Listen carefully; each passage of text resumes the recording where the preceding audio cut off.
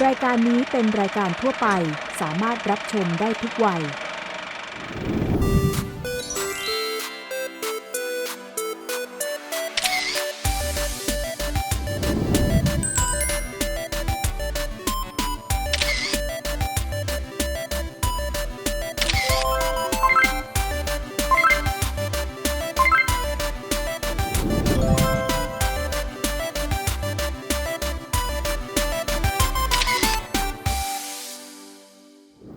สำหรับวันนี้นะคะเพชรจะพาทุกคนไปทำกิจกรรมสนุกๆในไต้หวันกันต่อเลยค่ะ姐姐，这个饮料中文怎么说？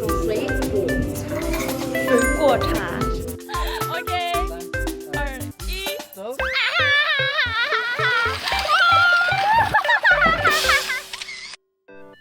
สวัสดีค่ะ大家好欢迎大家观看จีนแจ่มจ้านตอนนี้ทุกคนอยู่กับรายการจีนแจ่มจ้านกับเพชรธนพรอนันทนาเกษมอีกเช่นเดิมค่ะ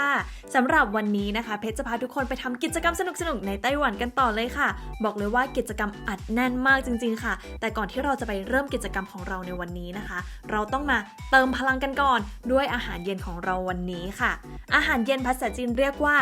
หวานชั่นหวานชั่นนะคะมีเมนูน่ากินเยอะมากเลยค่ะอย่างแรกเลยนะคะก็คือข้าวต้มแล้วก็ไก่ย่างค่ะข้าวต้มค่ะภาษาจีนก็คือโจวโจวแปลว่าข้าวต้มนะคะหรือจะเรียกว่าโจ๊กก็ได้นั่นเองโจวใช้คำเดียวกันเลยค่ะส่วนข้าวต้มนี้นะคะเป็นเมนูเฉพาะของที่ไต้หวันเลยค่ะมีชื่อว่าชื่อมู่หยูโจวชื่อมู่หยูโจวนะคะ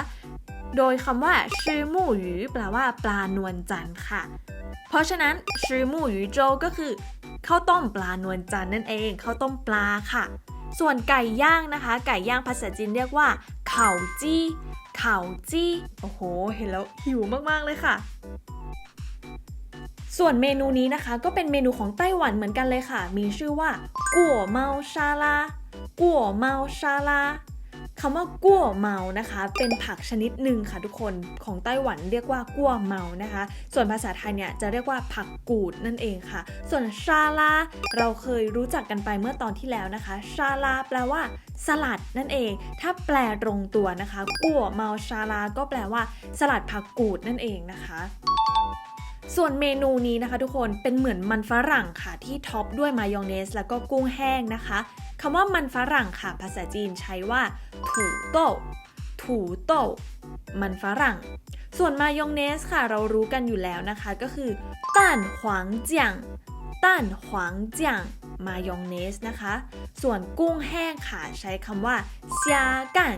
เซียกันกุ้งแห้งนะคะเซียแปลว่ากุ้งและกันแปลว่าแห้งนั่นเองค่ะส่วนเมนูนี้ค่ะก็คือหน่อไม้ค่ะทุกคนแล้วก็ท็อปด้วยชีสย่างคำว่าหน่อไม้นะคะหน่อไม้ภาษาจีนคือจูสุนจูสุนหน่อไม้นะคะส่วนชีสค่ะคนไต้หวันเนี่ยจะเรียกทับศัพท์เลยเรียกว่าฉี่ซื่อฉี่ซื่อแปลว่าชีสต่อมานะคะทุกคนเห็นเจ้าเครื่องนี้พอจะเดาออกไหมคะว่าเพชรกำลังจะทำอะไรทำขนมสายไหมค่ะอันนี้นะคะคือเครื่องทำขนมสายไหมนั่นเองภาษาจีนนะคะเรียกขนมสายไหมว่าเหมียนฮวาถังเหมียนฮวาถังคำว่าเหมียนฮวาแปลว่าฝ้ายค่ะส่วนถังเพชรบอกไปแล้วก่อนหน้านี้นะคะถังแปลว่าน้ำตาลค่ะเหมียนฮวาถังก็คือน้ำตาลฝ้ายนะคะหรือภาษาอังกฤษเนี่ยเรียกว่า cotton candy นั่นเองค่ะขนมสายไหมค่ะเหมียนฮวาถังวิธีการทำก็ดูไม่ค่อยยากเท่าไหร่นะคะเริ่มจากการที่เขาจะเอาน้ำตาลสีตามที่เราอยากได้เนี่ยใส่ลงไปในเครื่องนี้ซึ่งเพชรก็เลือกสีฟ้าค่ะสีฟ้าก็คือหลานเซอร์หลานเซอร์หลังจากนั้นนะคะพอเครื่องทำงานเนี่ยก็จะมีเหมือนปุยเมฆขึ้นมาเราก็จะต้องรีบเอาไม้นะคะหมุนรอบๆปุยเมฆให้น้ำตาลเกาะกับไม้ตรงนี้เนี่ยจะต้องหมุนข้อมือให้ดีเลยนะคะเพราะว่าถ้าเกิดทำไม่ดีแล้วเนี่ยอาจจะเป็นขนมสายไหมที่ออกมาไม่สวยเลยก็ได้ค่ะ不要碰到铁锅，不然棉花糖会缩水。哦。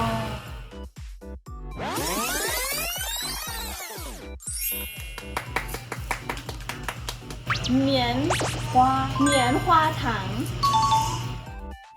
ส่วนประโยคภาษาจีนที่น่าสนใจนะคะเรามาลองฟังเขาพูดกันดีกว่าค่ะ不要碰到铁锅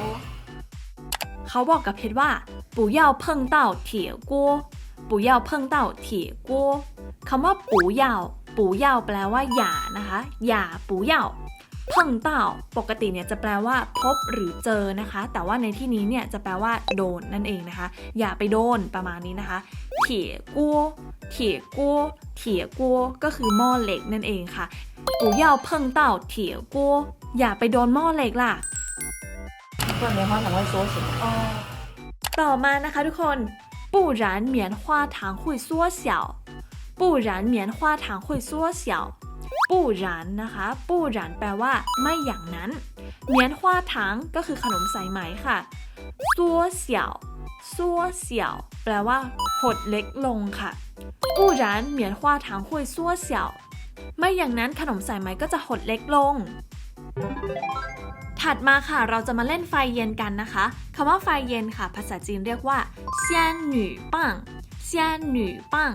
ซึ่งแปลตรงตัวว่าแท่งนางฟ้าค่ะคำว่าเซียนหนู่แปลว่านางฟ้าส่วนปังแปลว่าแท่งนะคะก็จะหมายถึงดอกไม้ไฟที่เป็นประกายเล็กๆนั่นเองค่ะ One, two, three.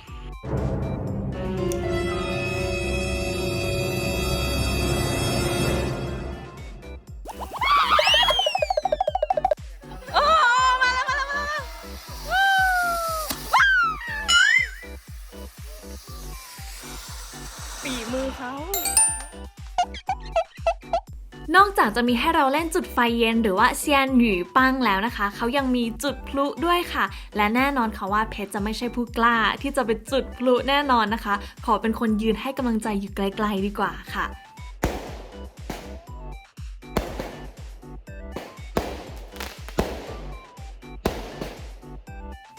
อันนี้เพชรก็ถ่ายให้เห็นรีแอคชั่นตัวเองค่ะว่าพลุเสียงดังขนาดนี้เพชรมีรีแอคชั่นยังไงบ้างนะคะ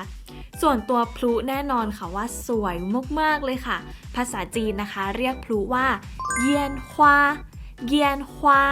แปลตรงตัวว่าดอกไม้ไฟนั่นเองค่ะเยียนฮวาทุกคนถัดไปนะคะเพื่อนเราจะมาจุดพลุอันใหญ่ซึ่งที่เขาบอกว่าให้เพชรถ่ายหน้าตัวเองไม่ต้องถ่ายพลุเพราะว่าเพชรพอเสียงดังปุ๊บพอพลุจุดปุ๊บเพชรแบบหน้าตลกมากเวลาตกใจเดี๋ยวไปดูกัน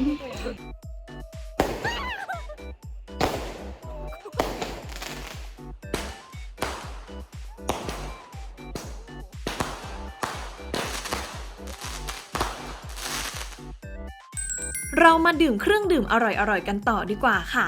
เครื่องดื่มภาษาจีนเรียกว่า饮料饮料เครื่องดื่มค่ะ姐姐这个饮料中文怎么说水果茶水果茶เมนูนี้นะคะเขาเรียกว่าสุยกัวฉาสุยกัวฉาค่ะสุยกัวแปลว่าผลไม้ฉาแปลว่าชาซึ่งแปลตรงตัวเนี่ยก็ควรจะเป็นชาผลไม้ใช่ไหมคะแต่ว่าพี่เขาบอกว่าถึงจะเรียกว่าสุยกัวฉาแต่ไม่มีคาเฟอีนค่ะกินได้นอนหลับแน่นอนสวัสดีวันใหม่ค่ะทุกคนจ้าวช่างเขากิจกรรมในวันนี้นะคะเราจะเดินขึ้นเขากันค่ะและพี่ผู้ชายที่ทุกคนเห็นอยู่นะคะก็คือไกด์ของเราค่ะคำว่าไกด์ภาษาจีนคือเต่าโหยวเต่าโหยวก็จะเป็นคนพาเราขึ้นไปบนเขาด้านบนกันค่ะเดินขึ้นมาไม่นานนะคะก็รู้สึกเฟ่ยฉางเลยเฟ่ยฉางเลยนะคะเหนื่อยมากๆค่ะคำว่าเฟ่ยฉางแปลว่ามากส่วนเล่แปลว่าเหนื่อยค่ะเฟ่ยฉางเล่เหนื่อยมากๆทุกคนมันเหนื่อยมากมาไต้หวันมาปีนเขาได้ปีนจริงๆเลยเหนื่อยปีนตั้งแต่เช้าออกกำลังกาย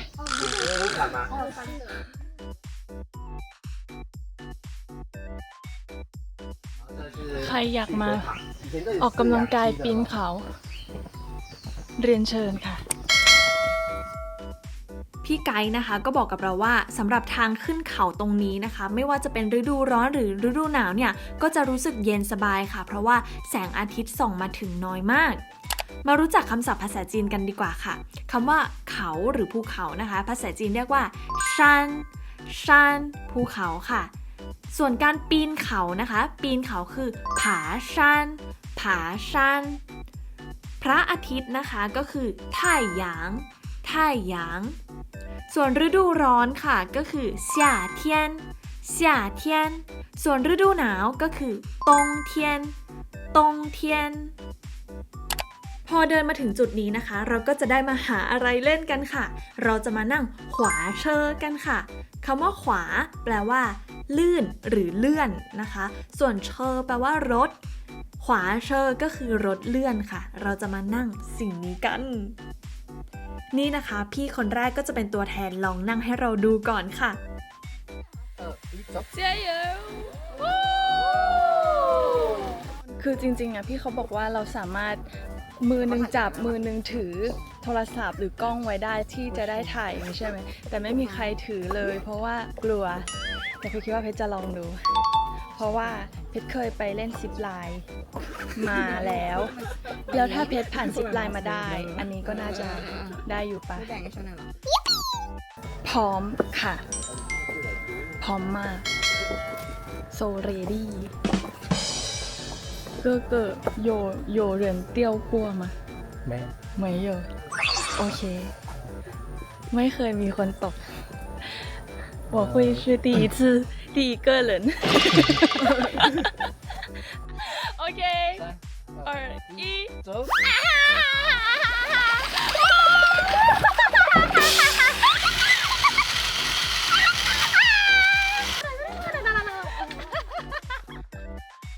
เอาจริงนะคะทุกคนถึงแม้ว่าปีนเขาจะเหนื่อยแต่เพชรก็ชอบค่ะเพราะว่าเราจะต้องใส่ความพยายามเข้าไปเราถึงจะได้เห็นวิวสวยๆจากด้านบนเหมือนเป็นการบอกเราว่าในชีวิตจริงเราก็จะต้องพยายามให้มากเพื่อให้ไปถึงจุดหมายที่อยู่ด้านบนค่ะ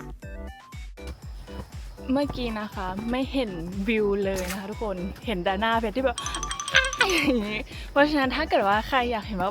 วิวมันสวยยังไงต้องมาเองนะคะเย้ตอนนี้เราก็เดินมาถึงด้านบนแล้วนะคะโอ้โหเหนื่อยแค่ไหนทุกคนดูจากหน้าเพชรได้เลยค่ะเหนื่อยจริงๆ非常累来爬山记得带水171喝鼻痛ตอนนี้เราอยู่ในสวนฝรั่งค่ะทุกคนฝรั่งเนี่ยคนไต้หวันเขาจะเรียกว่าป๋าเลอภาษาจีนคือป๋าเลอเนาะทุกคนจะสังเกตว่าฝรั่งของเขาเนี่ยจะมีถุงห่ออย่างนี้ไว้ใช่ไหมคะเขาบอกว่าเป็นเพราะว่าการพวกแมลงอะไรพวกนี้นะคะและอีกอย่างก็คือมันจะทำให้ผิวของฝรั่งมันสวยกว่าแล้วเขาก็เปิดให้ดูเมื่อกี้คือสวยกว่าจริงๆนะคะแล้วก็เวลาที่เราจะดูว่าฝรั่งสุกหรือยังไม่สุกนะคะตอนที่เราจะเก็บเนี่ยให้เราสังเกตว่ามันเป็นสีออกเหลืองหรือยังถ้าออกเหลืองแล้วคือมันไม่ใช่สีเหลืองนะแต่เป็นเขียวสว่างกว่าอย่างเงี้ยคือมันสุกแบบพร้อมเก็บได้แล้วแต่ถ้าเกิดว่ามันยังเขียวเป็นสีเขียวอยู่เลยเนี่ยแสดงว่ามันยังไม่สุกเนาะยังเก็บไม่ได้นั่นเองเดี๋ยวเราลองมาแบบเก็บฝรั่งกันอันนี้ทุกคนเราจะลองเก็บฝรั่งเอ๊ะ怎么拿出来拉下来也可以的哦一手拿这个一手把它拉下来下面这样啊对对或者把它这样 OK and then OK 拉下来就好了โอเคฝรั่งชอบฝรั่งค่ะโอเคทุกคนเรามาลองชิมฝรั่งแดงกันนะคะวันก่อนเพชรกินเปรี้ยวมากแต่ว่าเขาบอกว่าอันนี้มันจะไม่เปรี้ยว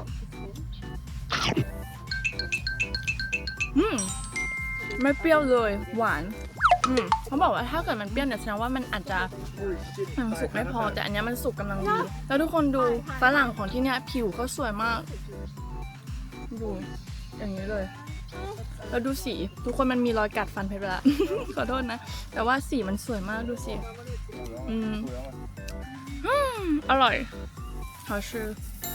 เย้สำหรับในตอนนี้นะคะเราก็ไปทำกิจกรรมหลากหลายกันมากๆในไต้หวันเลยค่ะตั้งแต่กินทำขนมสายไหมเล่นไฟเย็นดูพลุขึ้นเขาจนมาเก็บฝรั่งเลยนะคะทุกคนได้คำศัพท์ภาษาจีนคำไหนไปบ้างเอ่ยส่วนในตอนถัดไปเพชรจะพาไปทำอะไรอีกรอติดตามรายการจีนแจ่มจ้านในตอนถัดไปด้วยนะคะสำหรับตอนนี้เพชรไปแล้วล่ะค่ะเจ๊เจียน